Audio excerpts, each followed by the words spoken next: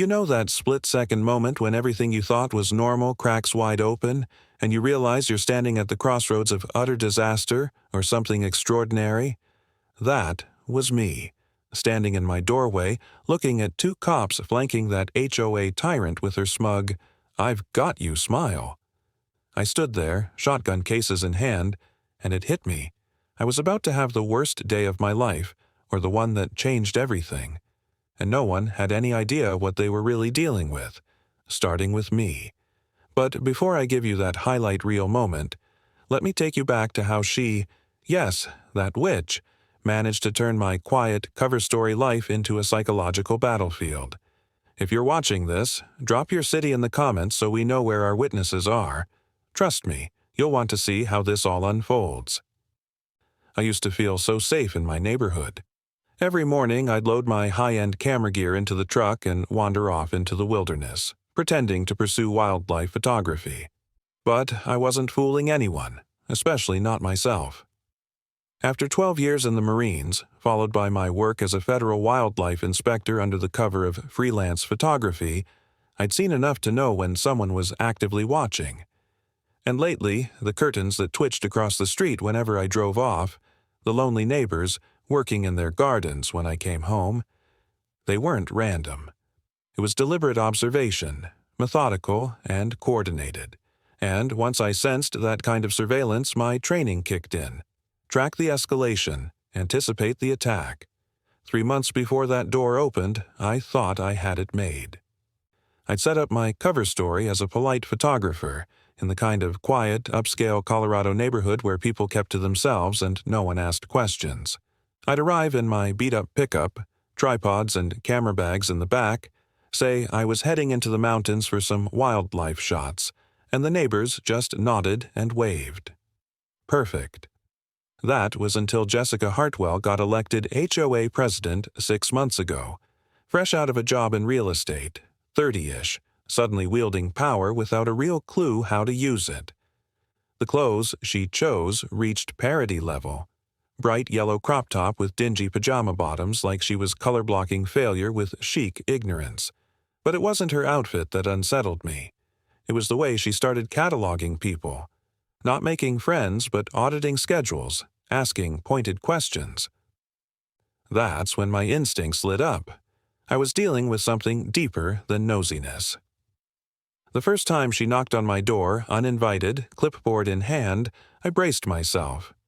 "Hi," she said with that fake friendly tone. "I'm your new HOA president. I'm conducting neighborhood assessments to improve safety." The way she delivered it, like she'd memorized lines from some community leadership workshop, felt premeditated. I introduced myself politely.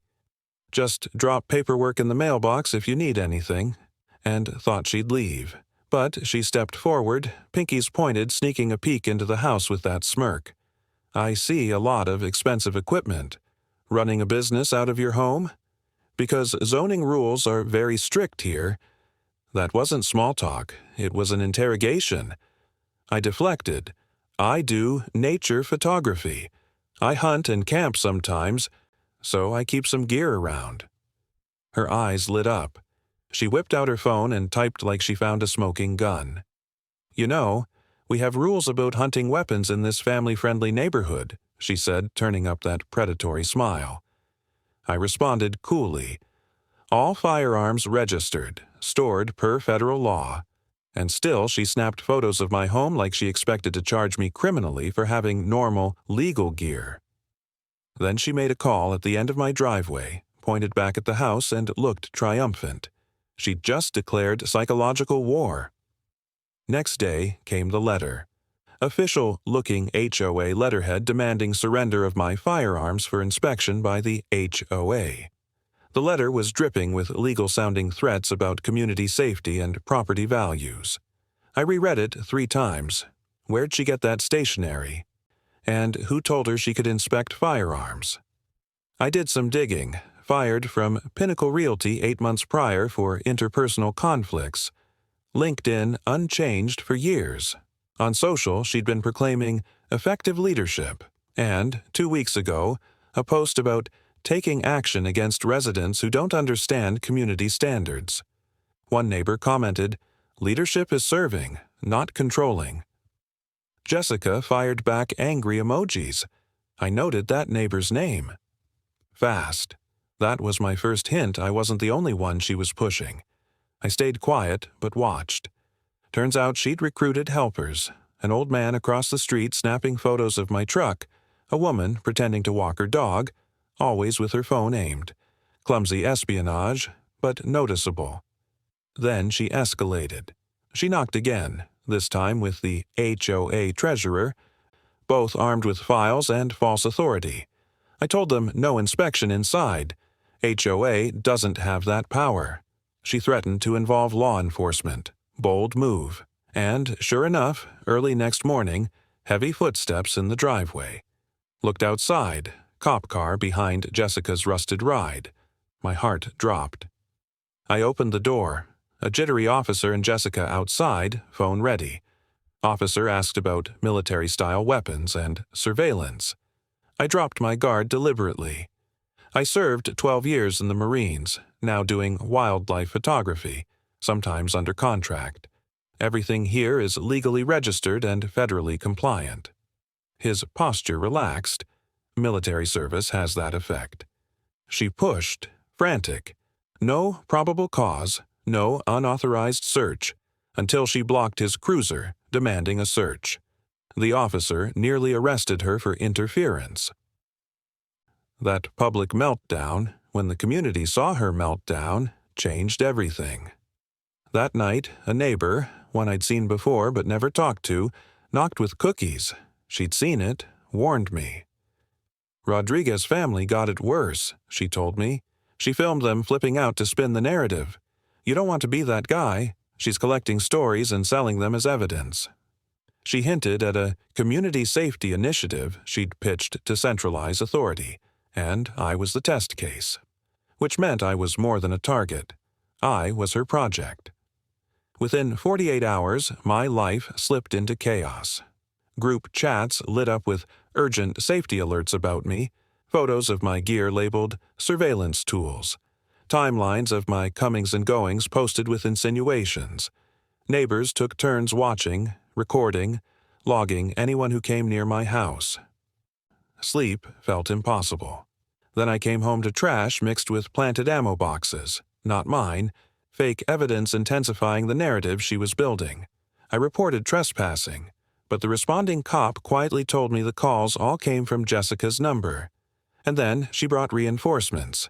2 men I didn't know, one ex-military, one PI-like, members of the Willowbrook Safety Committee. She fibbed. She was wrapping herself in authority, unlikely to be questioned. My cover's fragility screamed its warning. This was no simple HOA beef. Weeks passed, but the real bomb dropped when a sheriff's deputy and detective pulled up with search documentation, reports of weapons violations and suspicious activity. I knew I had to end the charade. I revealed my credentials. I am a special agent with the U.S. Fish and Wildlife Service. This gear and those weapons are federal property and tied to an ongoing trafficking investigation. The room shifted instantly. The detective verified. It was all real. He apologized for the confusion and recognized this as interference with federal operations.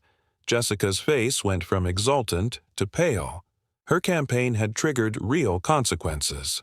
From there, the dominoes fell. I contacted a lawyer, and Mike Sullivan, my neighbor with legal background, mobilized a federal civil rights case. Lawsuits for harassment, interference, defamation, interference with law enforcement. The neighborhood rallied. Others came forward. Stories, proof, testimony. She lost HOA position, reputation, financial stability. Courts rolled in. False reports, harassment, obstruction, criminal charges. Neighborhood lawsuits penalized, too. She got hit with fines, a permanent restraining order, and felony conviction. 18 months in federal prison, supervised probation, and massive civil judgments. Her personal life unraveled fast. Her husband filed for divorce, embarrassment, fear. She lost home, confronted bankruptcy, forced into a small apartment and menial job with no background clearance. That bright yellow outfit painted her as delusional in retrospect. Meanwhile, the neighborhood, healed, restructured, rights chartered to prevent future abuse. I was elected HOA president and led reforms to ensure no person with unchecked power could ever invade private lives again. 1 year later, I saw her on a downtown street, pushing a cart full of cleaning supplies, same yellow top, head bowed. She looked haunted, broken, public defeat etched across her face. That moment felt like closure. But here's the bigger picture. I was never just defending myself. I was restoring order, protecting my investigation, and saving a community from one person's tyrannical delusions. It wasn't just triumph over aggression. It was hope reestablished. Sometimes the most powerful photograph isn't of wildlife, it's when justice lands in perfect focus. So here's the takeaway. When someone weaponizes authority to terrorize, don't cave. Fight smart, stay calm, get evidence, reveal truth. Justice may still prevail. That was my story. Complex, wild, and real. If you're still here, thanks for listening, and tell me where you're watching from so we can build this community together. The next story, believe me, it's wilder. Stick around.